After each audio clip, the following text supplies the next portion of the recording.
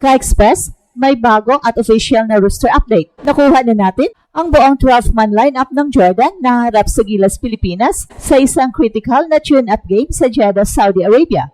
Ang laban na ito ay isang preview ng matinding sagupaan ng dalawang powerhouse sa Asia na siguradong gugulantang sa mundo ng basketball.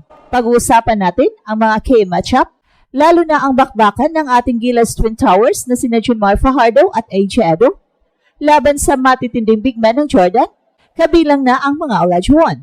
At syempre may fearless forecast tayo na paport sa ating Gilas. Kaya saan nga ba pwedeng mapanood ang live na laban?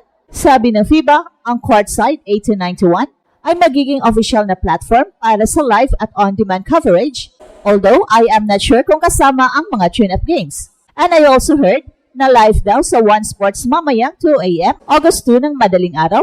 At Ka-Express, maglalagay rin tayo ng live streaming link sa comment section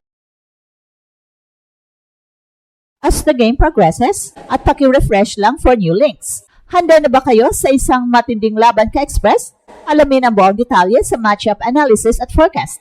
Ka-Express, bago sumabak sa official na laban sa FIBA Asia Cup, isang matinding final test ang harapin ng Gilas, Pilipinas, ang tune-up game kontra Jordan. Ang laban na ito ay magsisilbing huling pagsusuri sa chemistry, sistema at kahandaan ng ating mga manlalaro. Narito ang official na final 12-man lineup ng Gilas, Pilipinas na sasalang sa laban na ito. Guard, Scottie Thompson, Chris Newsome, Saiju Perez. Forwards, Jamie Malonzo, Calvin Aftana, Dwight Ramos, Kevin Kimbao, Kyle Tamayo. Centers, Junmar Fajardo, AJ Edo, Chapit Aguilar, naturalized player, Justin Brownlee. Ang kupunan ay isang perpektong balanse ng veterano at bagong henerasyon na may sapat na karanasan mula sa PBA at international level.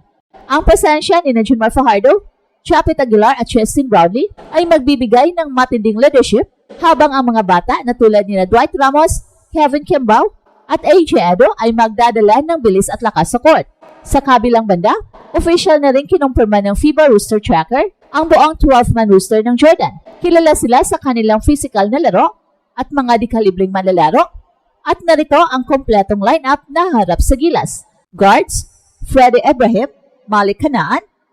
Forwards, Dark Tucker, Rawid Ziad Kinane, Yazan Altawil, Ahmad Al-Hamarshi, Khalid Abwabud, Hashim Abbas.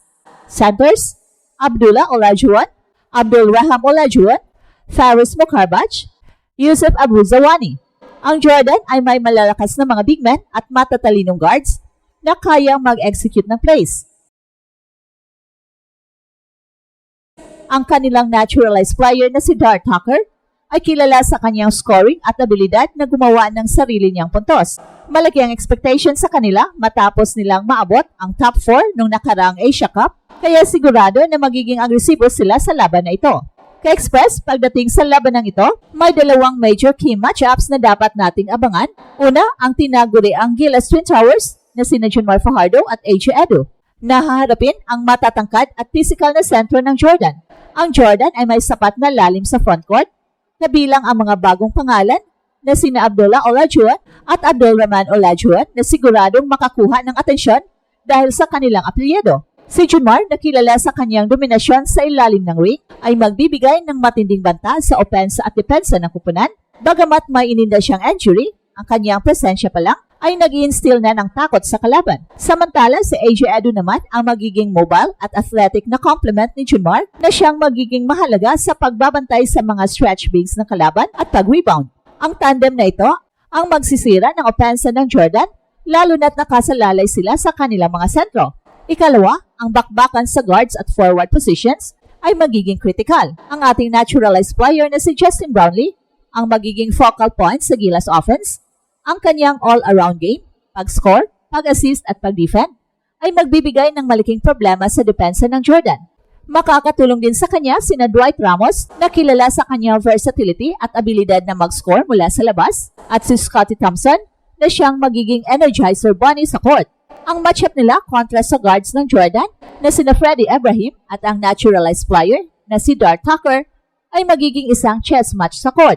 Ang kakayahan ng ating guards na depensahan ang mga kalaban at gumawa ng opensa sa fast break ang magiging susi sa panalo ng Gilas. Ang forecast ay pabor sa Gilas. Bagamat malakas ang Jordan, mas kompleto at buo ang team chemistry ng Gilas ngayon. Hindi na sila papatalo sa physical na laro at yak na gagamitin nila ang bilis at pagiging athletic ng kanilang mga players para masira ang depensa ng Jordan. Sa ilalim ng matalinong paggabay ni Coach Tim, inaasahan natin na mas magiging matatag ang opensa at depensa ng Gilas. Handa na ang ating mga pambato na ipamalas ang kanilang galing at talento sa huling tune-up game bago ang Asia Cup. Ka-Express, matinding matchup na ito. Ang ating fearless forecast ay malinaw. Mananalo ang Gilas Pilipinas. Sa kabila ng lakas ng Jordan, ang Gilas ay merong kompletong lineup at solidong preparasyon sa ilalim ni Coach Tim. Ang chemistry ng team na pinagsama ang karanasan ng mga veterano at lakas ng mga bagong dugo ay magbibigay sa kanila ng bentahe. Ang presensya ng Twin Towers na sina Junmar Fajardo at AJ Edo ay magbibigay ng proteksyon sa ilalim ng wing at habang si Justin Brownlee naman ay magiging sandata sa opensa. Ang mga role players tulad ni Calvin Oftana at Dwight Ramos ay magpapakita ng kanilang husay sa pag-score at pagdepensa. Ang Gilas ay siguradong hindi na papatalo sa physical na laro at gagamitin nila ang kanilang bilis at abilidad para dominahin ang laban. Kaya saan nga ba mapapanood ang Gilas versus Jordan tune-up game?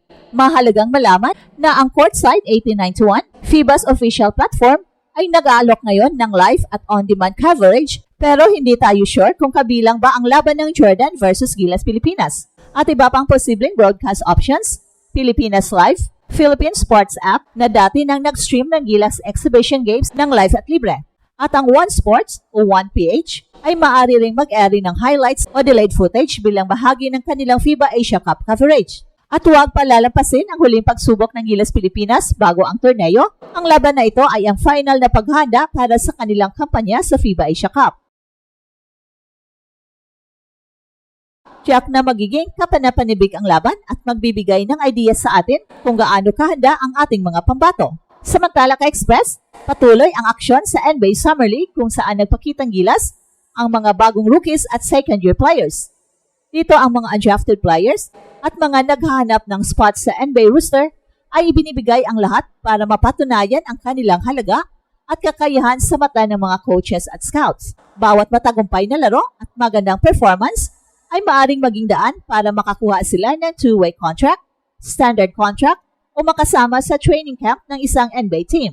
Ito rin ang panahon para sa mga fans na masilayan ang mga posibleng maging hinaharap ng mga bituin sa liga at ang evolution ng laro sa pinakamataas na antas ng basketball sa mundo na patuloy na nagbibigay ng excitement sa mga manonood. At ito ang Express Info kung saan bawat kwento, ginulat ang mundo. Don't forget to like and subscribe.